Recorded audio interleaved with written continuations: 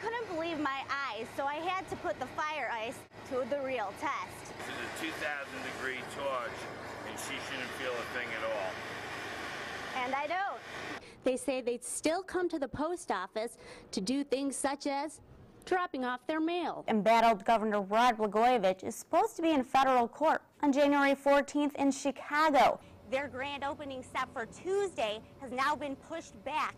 He said the gunman was wearing a trench coat and what he said appeared to be a camouflage face covering. A few inches of water surround the end of Spring Street in Peoria. Now get excited. It's time for our U-News clip of the day. Reporting live from Illinois Central College, I'm Michelle Mantel. Back to you. He was a friendly, warm person. Now, the image I have of him is him smiling and greeting at everyone. And wherever he would go, he always found some way to help other people. Rabbi Yochanan Posner has fond memories of Rabbi Holtzberg, who was killed inside Mumbai's Jewish Center in a separate attack days after gunfire in several locations. Posner is one of the rabbis at the Lubavitch Chabad of Skokie and says the attacks hit home.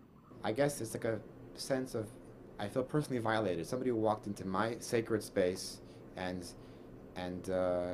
damaged my family. There's no way to explain that. Other Chicagoans are just as emotional.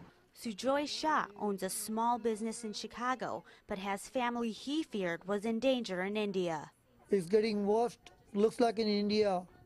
And if they want to stop this thing, the first thing they stop the train between India and Pakistan. Shah says his background as an Indian makes the attack even more personal. They hurt, so we got hurt too, you know. It's like a family. For religious educators like Michael Rosenberg, there's a political message that people need to learn. We just have to learn, certainly, that there can be politics without violence, and there can be a different opinion without murder, and especially the murder of innocent people. Innocent people like Rabbi Holtzberg, who leave family and friends behind to mourn and be concerned of possible future attacks. In Skokie, Michelle Mantel, News 25. Friends and family members are in tears, remembering 4-year-old Ashton Wells. He was just perfect. He was the smartest kid in the world. I mean, he knew his ABCs. He was only 4 years old. He had it down. He would have been somebody. That's until Saturday afternoon, when Ashton was riding his bicycle in this now empty Hunman Lumber parking lot. Authorities say his father, Michael Wells, was riding his motorcycle and ran into his son.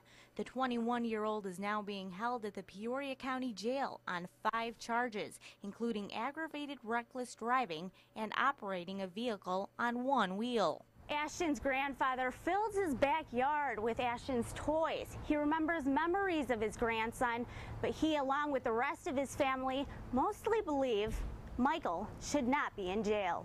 He didn't mean to do what he did. What happened, happened, and he should not be sitting in jail right now. Family members say they're already crushed by Ashton's death. His grandfather tries to remember Ashton's smile as he played in the treehouse he built for him. They feel now is the time for the entire family to be in mourning together. He's already suffering. He don't need to suffer more. He's going to suffer the rest of his life. Because the life of little Ashton Wells was taken away in what loved ones are calling a freak accident. In East Peoria, Michelle Mantel, News 25. That sound is music to Pontiac fanatic Greg White's ears. He says he's been driving Pontiacs for about as long as he's been driving. This 1968 Catalina is his baby that he says modern-day wheels could never compare to. The only relation between this car and the car today is this: they both have 4 tires. That's about it. In fact, White loves his wheels so much, he has a special car room in his house, mostly dedicated to the brand he'll have to say goodbye to. They're my little toys in here. It's just models of lots of different Pontiacs.